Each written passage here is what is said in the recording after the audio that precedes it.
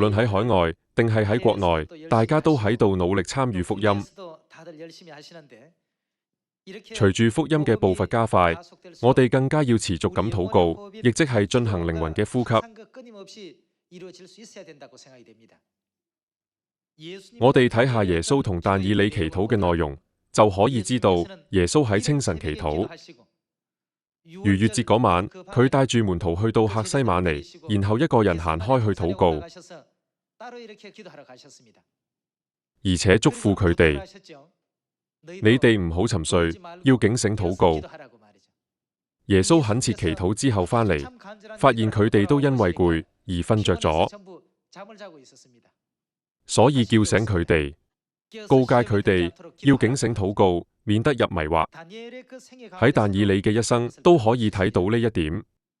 但以理每日都懇切向上帝祈禱，所以即使佢俾人抌咗入獅子坑，獅子都絕對傷害唔到佢。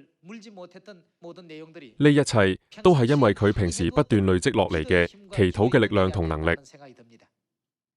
所以透過約翰福音15章入面耶穌嘅話語，我哋要再次領悟到，而家已經到咗需要更加多靈魂嘅呼吸，即需要更多祈禱嘅時代。希望我哋做任何事都透過祈禱去成就一切。一齊睇約翰福音15章7節嘅話語。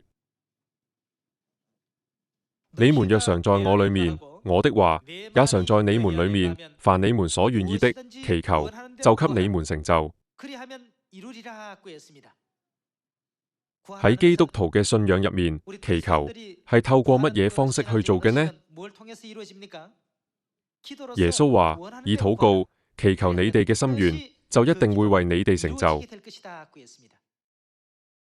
當我哋遵守上帝嘅話語，並且禱告，懇求上帝所喜悅、願意、期待、盼望嘅一切事嘅時候，任何事都可以成就。